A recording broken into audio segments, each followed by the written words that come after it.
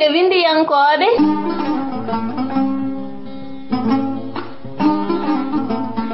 Tufnde windiyankoɓe ko yewtere nde Gollal Media waɗanta on yontere kala e oɗo saha.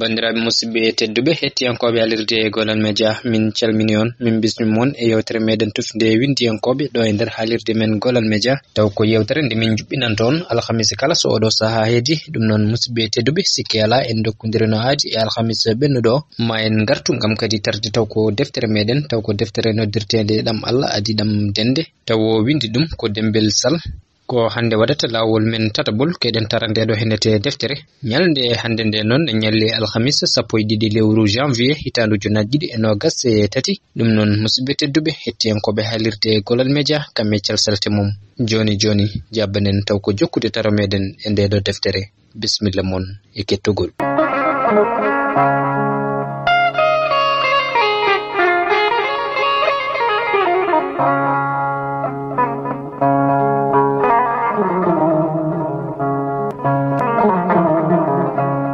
Bubu wirna gili yimɓe kasitaki weeti heddi duwotoɓe ina mbama e wuro he e gure saraji ɓe ina gara ɓe ina jaha hakke jonte ɗiɗi ko ni tan ɓe ngori e o galle goram Bubu Miñiko nde yehi o heddi kanko goto e nder o galle kanko e Dadu joom suudu makko e Kumbayel joom suudu Bubu Miñiko. Kumbayel hesni yaltani galle ndeke ko cowiɗo Dadu suwa taw besno be fof alamo be jakori so wona Allah e makko kanko ne o felliti darade ko wonno dongal dida fof fawtima e balabe makko o felliti jabrude Allah ha hamadal wawa jabtanamo walla ha besgu ara foftinamo. Kumbayel hesni lebbi jeegom ngam ko mawjibini Samba Bubu nde o yalti heddi aduna fof dari wi maw bamta Kumbayel hay Dadu hay Sira Miñiko aduna fof heedi bange kono o wawa o weltotako elelde Bubu Miñiko. Kumbayel ko cukalel keccel gongani dañi ɓiɓɓe tato kono ha joni ko cukalel ina wawi dañde gorko moƴƴo cukalel hono mum kanko omo hecci Kumbayel no fewi kono wona ɗum jogori hadde dewgal hakkunde mabɓe ala lomtade Bubu elelde mum o wawa o endatani kala nde gite makko pawi e Kumbayel ɓernde makko nde waɗa draw ngam o siftorta ko Bubu Miñiko o yiyata kono on tindertono e makko ina jala ina wiya dede rewɗo nda ɗum heedga huccuɗo on non so watti debbo makko debbo mo nyaldata o walda koma Allah dandamo wonata hayso aduna fof heedi bange kanko o natata e nden feere ko Sira Miñiko fof ɓuri harade e ngon miijo on ɓe joɗudima laabi kewɗi ina hollamo Bubu yehi ɗaldimo teddendi debbo e ɓesgu fof ngala to kucci ngala to payi so wona e makko feere wonde fof ala so wona o ɓamta Kumbayel o holliti o salaki fawre nde sibu ko ngiro fooji ko fof mana war hoggoje mum o debbo ngu ɓesgu kala ko jogori dañde e aduna ko o wawa rendude e mumen oto Allah hokkumo omo fiɓi omo anniyi feccude e mabɓe kala ko jogi e ko jogori dañde mo wombukon bikkon ha ndiwa walla ha maaya ko woni tan ko wawa wadde omo andi o wawa o endatani ko bamtude Kumbayel o wawa ngam so waɗi yahata wonata kadi bonna hakkunde mabɓe ɓiɓɓe ɓe mawna hen wonta lural walla boom gañku elle Allah woni koye wallidde haaloɓe elle aduna fof woni koye jingude mo ngam ko e o nganuma bonɗo jeewo makko sanki Dado rutti e jomum no arduno e aduna ni arno ko ɓolo rutti ko ɓolo rewani rewnani Dado yehi woppimo no Bubu yaari ni Dado ɗaldani mo hay ko omo yira ɗum ngam hay gotel ɓe dañjani o heddi e galle kanko tan e Kumbayel e ɓiɓɓe mum tato ɓiɓɓe Bobo Miñiko. Aduna fof hayɓe o haaldatano mbi hankadi wonti farilla ko ma o ɓamta kumbayel ngam moƴƴata ko ma o resa. Kadi mataw kam o suusa addoyde debbo goɗɗo tawi kumbayel ina ɗon o ɓamtani ɗum. Ko nden o felliti yaade ɗannade o yaha o woddito wuro ngo seeɗa, mbele hakkillaji ina ngewa e makko, mbele kunuɗe ina ndungtomo, mbele yimɓe ina natta wiide alay sago ma o ɓamta kumbayel hayso o welaka, hayso bernde makko wawa munje ɗum. O fiɓano woddoyde, o yiɗano ɓoyde, o anniyanoka arde haa ɗo. Omo fewja Allah ina fewja, kono ko Allah foti ko tan jogori laatade. O yehi hawo yettiɗo sikkano, hawo ari ɗo meeɗa miijade, haa wonti yolayru, o wawa ɓennude, o wawa ruttade, o naati e bata jamdi.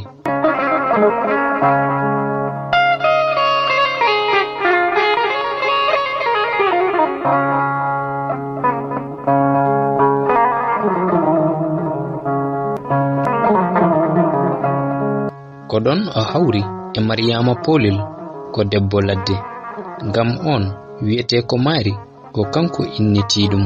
O wi Mariama, o ɓeydi hen Polel mbele timminde gilli hakkunde mabbe. Ko jimdi leele ndewi ɗon mbi Polel jeeri, Polel jeeri. Polel jeeri ko ittuma waalo, ittime waalo ko abbade Samba Pullo. Mari woni Polel jeeri, kanko woni Samba Pullo. Elle Mari ummi ko jeeri, kanko o iwi waalo. Allah hawridini potoje mabbe, gilli joli hakkunde mabbe.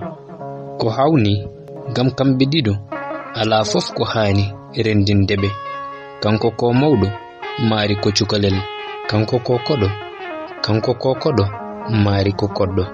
Kanko ko julɗo, Mari ko nasraniyanke. Kanko o jangani, Mari ko janguɗo. Kono yidde wawi kala ko waɗa e mum. Gilli mabbe polti, aduna fof dari heedi bange. Jinnaɓe Mari mbi ɗum waɗata e aduna. Ɓe ngara haɓe tawa mo e nokku golle makko, ɓe mbiya so woppani Mari ko ɓe waroɓe mo. Ɓe nduka, ɓe jatto, ɓe kuɗa, ɓe puro, ɓe kulbina, ala ko nafi. Ha Mari fewji yoɓe dogdu, kono o sali, o hamni Mari, o suuɗi ɗum, o waaji ɗum o yo rew haala jinnaɓe mum wasa rewde e makko. Kono nde ɓooyi o andi on ko pellitɗo, ala fof ko wawi hedde hakkunde mabbe. Wona haala, wona hay balle bonde. Mari ko pellitɗo jaɓata wostade haydara e gilli mum. Kalifandi e yidde jinnaɓe addantamo woppute ko yiɗi ko. O yiɗa hay goto so wona Hammadi. Ha yimɓe fof ngandi ɓe gona sertoɓe, jinnaɓe Mari mbi joni jaɓi yoɓe mbat dewgal. Ko nden o tumni Mari, o wi ɗum Mariama diine makko haɗani ɓe resondirde ni. Ko caggal ɗum fof o ɓeydata hen Polel o mbele timminde gilli hakkunde mabbe. Mari wonti Mariama Polel o debbo jeyɗo mo ɓingu moƴƴagu mum, lasli mum hay diine mum. Woppi fof yejjiti fof rewi e makko, tawi kadi anda jibinande makko, anda lasli makko, anda to ummi, anda dartol makko. Kono ene felliti rewde e makko, yaadude e makko, e kala to o fayi. Mariama wuri e makko gilli fiyanimo e leydi ɓiɗɗo debbo. Nyinde inde o namni Mariama holimo yiɗi innirde. On wi kañum ala, wi caggal wi makko. Ko nden o wi ɗum noon mbiyen mo takko. O inniri yum makko. Goram on nyande o woyi bojji cimcim. O dañi afo makko, o inniri nene makko. Do hay goto tawaka, wona bandiraɗo, wona sehil, wona koddiɗo. Heddi aduna makko fecci, o heɓi debbo jiɗɗo mo. Ɓe keɓi finde hakkunde mabbe, ɓingel dewel notortongel inde nene makko. Kono omo woppi caggal besngu Bobo Miñiko.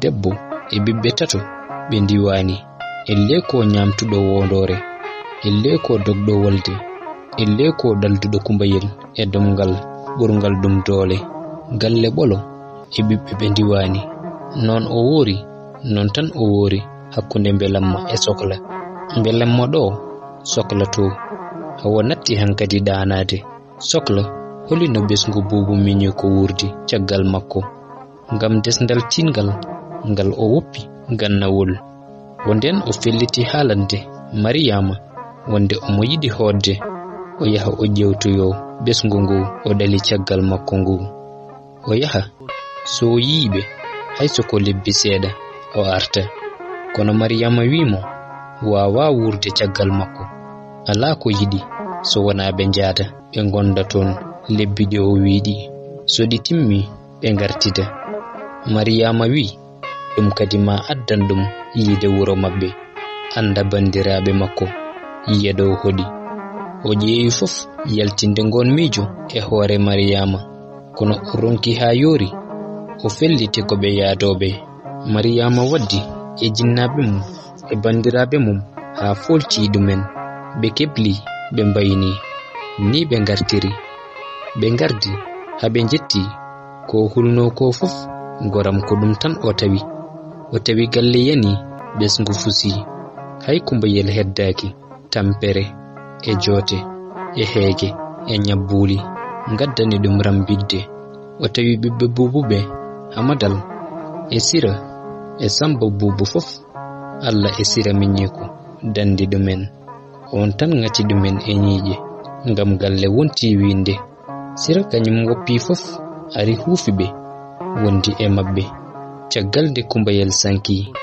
gorom o wadi ton tan ko duubi joyi kono o bonirama ko wawa hebtude e duubi cabande joyi o mo andi o dañi felore aduna kono ko non Allah hajiri hay goto wawa dadde felore so tawi koko fesa e jomum o dartini kala sal galle o yetti Allah o yetti sira minyeko o bami sukabe be o wadi e juude Mariama be janti e takkoyel mabbe on saha ina yara e duubi nay pawdi lebbi seeda o holli Mariama hankati o wawa ruttade o wondini ko ala no ruttori Mariama holli mo hay kanyum ruttade ala e miijo mum ngurdam mum ala do woni so wona do e sara makko ndeke ko do tan be gonata ha galle daro ha bibbe ndibo ha Allah itta dum watta goddum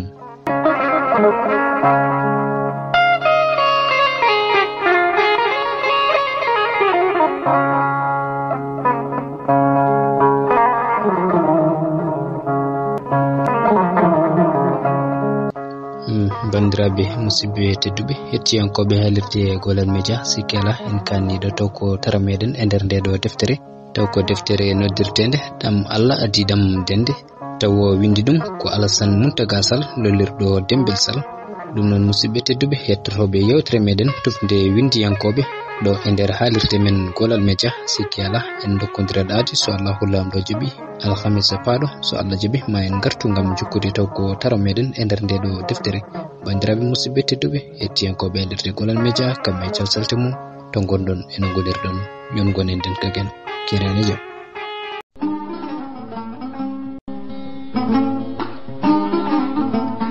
nde windiyankoɓe